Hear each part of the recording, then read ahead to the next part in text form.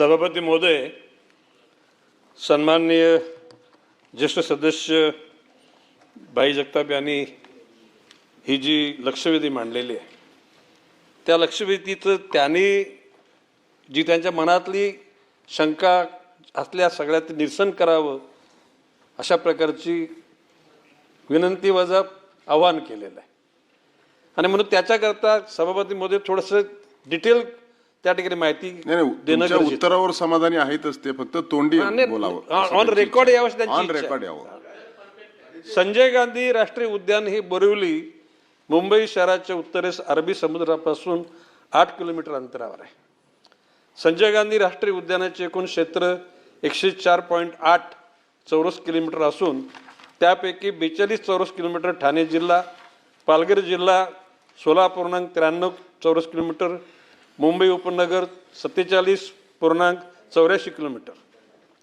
या व्यतिरिक्त आरेक कॉलनी येथील 2.867 चौरस किलोमीटर क्षेत्र भारतीय वन अधिनियम 1927 कलम 4 अन्वये राखीव वन म्हणून ठेवण्यात आलेलं आहे.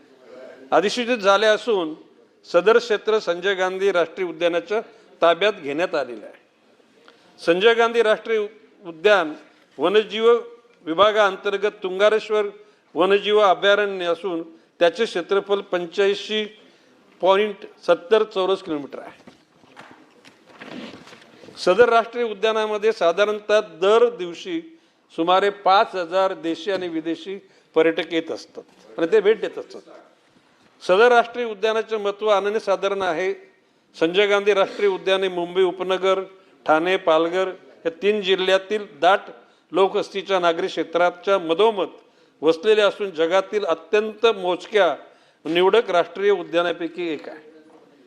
संजय गांधी राष्ट्रीय उद्यानाच्या परिसरामध्ये जागतिक दर्जाची विद्यापीठ स्थापन करून त्याचे नामकरण अटल बिहारी वाजपेयी उद्यान करावे अशा आशयाचे प्राध्यापक RD झा, संस्थापक अध्यक्ष पंडित यशोदेव शैक्षणिक धर्मदाय संस्था ठाणे यांनी माननीय मुख्यमंत्री महोदयांना उद्देशून निवेदन वन विभागास प्राप्त झाले.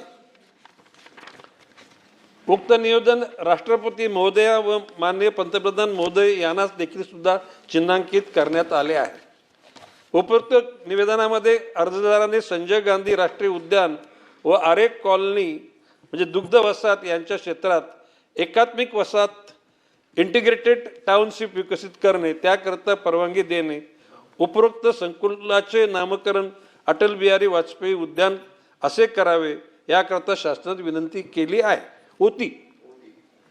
उपरोक्त विनंती अर्जासोबत सहपत्रानुसार प्रास्ताविक विद्यापीठात वैद्यकीय दंतवैद्यकीय महाविद्यालय स्थापन करणे, सदर वसाहतीमध्ये समाजातील गरजू लोकांना रहिवासाची अन्न पाण्याची सुविधा करणे इतर बाबीत नमूद करण्यात आले आहे.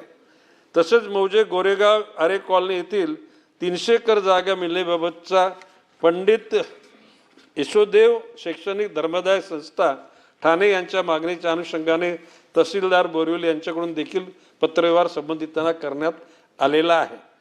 सदरचे निवेदन मंत्रालयीन प्रचलित कार्यपद्धतीनुसार नियमानुसार तपासून उचित कारवाई करण्याकरता सन 2025 मध्ये प्रधान मुख्य वन संरक्षक वन्यजीव महाराष्ट्र राज्य नागपूर यांना पाठवण्यात आले होते.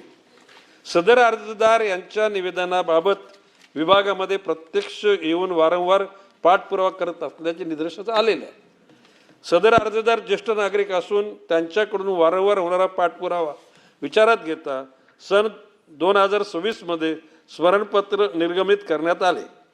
त्यानुसार सदरच्या निवेदनातील मागणी कायदेशीर दृष्ट्या उचित नसल्याचे सदरचे निवेदन आवश्यक ती कारवाई करून दप्तरी दाखल करण्यात आले आहे. म्हणजे आता त्या अर्जाचा एड झालेला आहे. सदर प्रकरणी समविषयासंदर्भात सन 2019 पासून विभागाकडे निवेदन प्राप्त झाल्याचे दिसून आले आहे. सदर निवेदनावर देखील विभागाकडून मंत्रालयीन प्रचलित कार्यपद्धतीनुसार वेळोवेळी कारवाई करण्यात आली आहे. दरम्यान प्रधान मुख्य वन संरक्षक वन्यजीव महाराष्ट्र राज्य नागपूर यांनी त्यांच्या दिनांक 15/5/2026 रोजीच्या पत्रान्वये कळवल्यानुसार संजय गांधी राष्ट्रीय उद्यानाच्या अधिसूचित क्षेत्रात विद्यापीठ स्थापन करणे ही बाब विधिग्राह्य नसल्याचे कळवले आहे. तसेच संजय गांधी राष्ट्रीय उद्यानाचे नामकरण अटल बिहारी वाजपेयी उद्यान असे करणे व संजय गांधी राष्ट्रीय उद्यानाच्या परिसरामध्ये जागतिक दर्जाचे विद्यापीठ स्थापन करणे शासन कारवाई करत असलेल्या मजकुराची बातमी काही वर्तमानपत्रामध्ये झलकल्याने संभ्रमावस्था निर्माण झाल्याची वस्तुस्थिती आहे. सदर प्रकरणी स्पष्टपणे नमूद करण्यात येते की संजय गांधी राष्ट्रीय उद्यानाचे नामकरण अटल बिहारी वाजपेयी उद्यान असे करण्याबाबतचा कोणताही प्रस्ताव शासनाच्या विचाराधीन नाही किंवा त्या अनुषंगाने कोणतीही कारवाई करण्यात आलेली नाही. तसेच संजय गांधी राष्ट्रीय उद्यान हे वन्यजीव संरक्षण अधिनियम 1972 अंतर्गत राष्ट्रीय उद्यान म्हणून घोषित असून संजय गांधी राष्ट्रीय उद्यानाच्या वन क्षेत्रावर जागतिक दर्जाचे विद्यापीठ स्थापन करणे ही बाब वन्यजीव संरक्षण अधिनियम 1972 व वन संवर्धन अधिनियम 1980 उल्लंघन करणारे आहे. अशा प्रकारे संजय गांधी राष्ट्रीय उद्यानाचे नामकरण करण्याचा, संजय गांधी राष्ट्रीय उद्यानाच्या वनक्षेत्रात विद्यापीठ स्थापन करण्याचा, एकात्मिक वसाहत विकसित करण्याचा कोणताही प्रस्ताव शासनाच्या विचाराधीन नसल्याचे याबाबत संदिग्धता निर्माण होण्याचा प्रश्नच उद्भवत नाही. मला धन्यवाद. हा आता पुढचा सभापती महोदय, आता हे फक्त लिखित वाचलं. नाही आता जरा मला आणखी सन्माननीय बाई जगताप यांनी एक गोष्ट सांगितली की त्या संजय गांधी उद्यानामध्ये पूर्वी आदिवासी पाडे होते.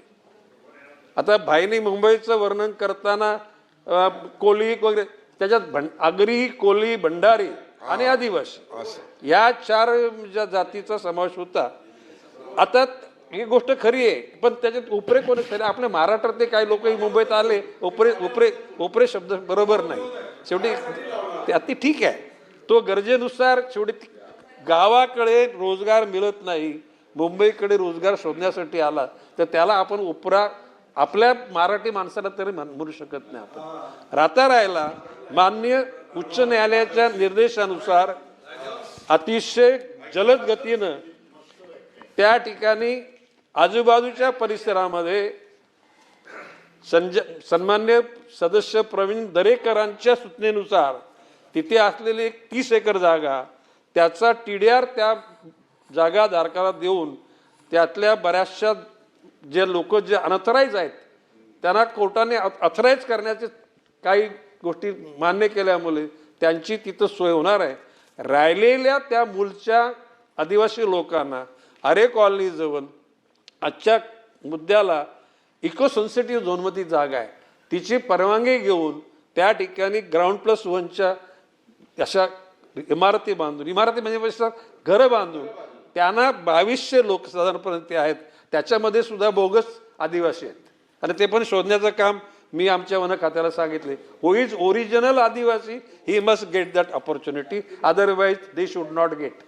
आणि अशा प्रकारची स्पष्टता तयार करून आपण जो प्रश्न तो पण न्यायालयात मुद्दा काढून घेतलेला आहे. आता कोणाला प्रश्न विचारायचा विचारा. संजय गांधी नॅशनल पार्कमधल्या काही अधिकृत आणि काही अनधिकृत असलेल्या घरांच्या काही टपऱ्यांचा प्रश्न उपस्थित झाला आणि उच्च न्यायालयानं आदेश केलं की संजय गांधी नॅशनल पार्कच्या अंतर्गत असलेल्या सगळ्या वस्त्या, वाड्या, दुकानं सगळी बाहेर काढा. प्रॅक्टिकली तशा प्रकारचं आमच्या वन खात्याने कारवाई करायचं ठरवलं आणि त्याकरता संपूर्ण पोलीस बंदोबस्त पण आला. आणि मला प्रवीण दरेकरांचा फोन आला की मला सांगितलं प्रवीणनी दादा जर इथं जर कारवाई केली तर लॉ अँड ऑर्डर सुद्धा धोक्यात येईल. मी आमच्या अधिकाऱ्यांना आदेश दिले की आज स्थगिती ठेवा, मान्य न्यायालयाला आपण सांगू की जर का अशा प्रकारची ड्रॅस्टिक ॲक्शन घेतली आणि जर उद्याला गोळीबार वगैरे झाला, लोक मृत झाली तर ते आपल्याला शोभनीय नाही. आणि मग माननीय मुख्यमंत्री देवेंद्रजींना मी सांगितलं किंवा आपल्या स्तरावर एक बैठक घेऊन मग अशी मी उल्लेख केला, प्रवीण दरेकरांनीच मला सांगितलं की असा एक प्रकारचा तिथे शेतकरी ज्याची शेतकरी जमीनदार आहे, 30 एकर जागा आहे आणि त्याला TDR दिला तर तो ती जागा तुम्हाला द्यायला तयार आहे. तर त्या ठिकाणी इमारत बांधण्याची जबाबदारी माननीय मुख्यमंत्र्यांनी निर्देश केले. मग गृहनिर्माण मंत्री सचिव होते, नगरविकास सचिव होते, जिल्हाधिकारी होते आणि प्रवीणजी तुम्हाला मी सांगेन एक लक्षवेधी टाका ना, आता अजून 2 आठवडे बाकी आहेत, लक्षवेधी टाका. अरे तू अक्षर मग ते एकत्र म्हणजे आदिवासी विकास मंत्र्याने आम्ही एकत्र त्याला म्हणजे उत्तरं देऊ, म्हणजे जेणेकरून मग या गोष्टी करता काय स्वरूप आलेलं आहे ती माहिती तरी आम्हाला घेता येईल. आणि कुठल्याही परिस्थितीमध्ये आणि आपण मगाशी सांगितलं कुठेतरी पाईपलाईन मी आदेश आजच म्हणजे आजच्या स्वरूपात देतो की ज्या ठिकाणच्या वस्त्यात जोपर्यंत त्याचं पुनर्वसन होत नाहीत तोपर्यंत त्यांच्या असलेल्या गोष्टी त्यांना परवडत मिळतील, काही चिंता करायची गरज नाही. बच्चू कडू. महोदय, खरं तर नाईक साहेबांना जे उत्तर दिलं आपल्यावर लाठीचार्ज केला त्यांच्या नावाखालून आपल्याला जायचे अजूनही 75 वर्षानंतर हे योग येत असेल तर याच्यासारखं दुर्दैव नाही. एक नावासंदर्भात कोणाचे नाव ठेवावं नाही ठेवावं याचं एक धोरण राज्य सरकारनं घेणं गरजेचं आहे. त्याच अनुषंगानं गणेश साहेब नाईक साहेबाच्या माध्यमातून मी विनंती करतो. सन्माननीय सदस्य बच्चू भाऊ कडू यांनी जी सूचना मांडली ती अतिशय योग्य आहे. स्वातंत्र्य लढ्यामध्ये आपल्या क्रांतिकारकांना आणि देशभक्तांना जीवा ठार करणाऱ्या अधिकाऱ्यांची नावं या भारतामध्ये राहतच कामा नाही, ती बदललीच पाहिजे. आणि कुठलेही जर त्या ठिकाणी चौक असतील, स्टेशन्स असतील, इमारती असतील, माननीय मुख्यमंत्री महोदयांच्याकडे आपला निरोप पाठवून माननीय मुख्यमंत्री त्या बाबतीमध्ये निश्चितपणे धोरण सकारात्मक घेतील असा मी विश्वास व्यक्त करतो. सभापती महोदय, काल विधानसभेमध्ये वाघांच्या हल्ल्यामध्ये 4 महिलांचा मृत्यू झाला याविषयी लक्षवेधी होती. आणि त्यावेळेला मी मागच्या अधिवेशनामध्ये सुद्धा माझी भूमिका मांडलेली की एकूणच बिबट्यांची आणि वाघांची संख्या 5 पटीने वाढलेली आहे.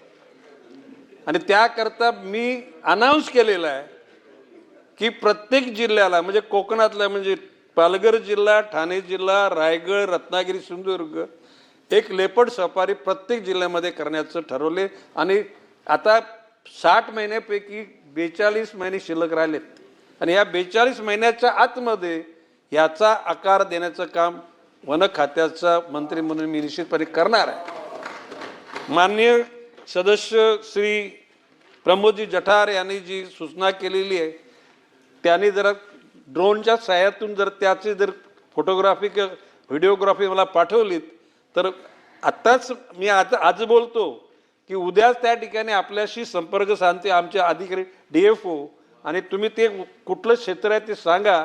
आणि त्या ठिकाणी सध्या अटल बिहारी वाजपेयी माजी पंतप्रधान यांचं नाव त्याला आत्ताच देण्याचा आपण जाहीर करून टाकू. माननीय सभापती महोदय, माननीय सदस्य राजहंस सिंह यांनी जी वस्तुस्थिती सांगितली ती खरी आहे, परंतु 25,000 वगैरे नाहीत, काही हजार आहेत. माननीय मुख्यमंत्री देवेंद्रजींच्या नेतृत्वाखाली जी बैठक झाली सर्व खात्याचे अधिकारी होते, मुंबई महापालिकेचे आयुक्त, पोलीस कमिशनर, ठाण्याचे, आणि त्यामध्ये ती बाँड्री करण्याचे ठरले. त्या बाँड्रीच्या आतमध्ये जे लोक आहेत त्यांना गृहनिर्माण विभागामार्फत काही ठिकाणी लोकांना विक्रोलीला, काही ठिकाणी लोकांना बोरिवलीला अशा प्रकारची घरं देण्याचं निश्चित करण्यात आलेलं आहे. राजहंस सिंह यांनी जी मागणी केली ती उचित आहे आणि तुमच्याकडे जे लोक येतील त्यांची यादी आम्हाला पाठवा. ज्यांना कोर्टाने अप्रूव्ह केलेलं आहे अशा सर्व लोकांना घरं मिळतील. माननीय सभापती महोदय, आता या ठिकाणी नमूद केल्यावर वॉर्डन ही पदवी देण्याचं प्रस्ताव पूर्ण तयार आहे, यादी तयार झालेली आहे, लवकरच त्या गोष्टीची अनाऊन्समेंट होऊन जाईल. प्रवीणजी दरेकरांनी जो विषय काढला की ज्याच्यामध्ये कोकणातील आमदारांची बैठक बोलव, कोकणाची आमदारांची बैठक 2 कारणासाठी. एक म्हणजे खैराचे म्हणजे कात इंडस्ट्रीच्या लोकांसाठी स्वतंत्र, आणि मग वानर, त्याच्यानंतर माकडं या आणि हत्तींचा प्रादुर्भाव याच्याकरता वेगळी. ते 2 बैठका लावून आपण ह्या अधिवेशनाच्या कालखंडामध्ये हा प्रश्न चर्चेला आणू.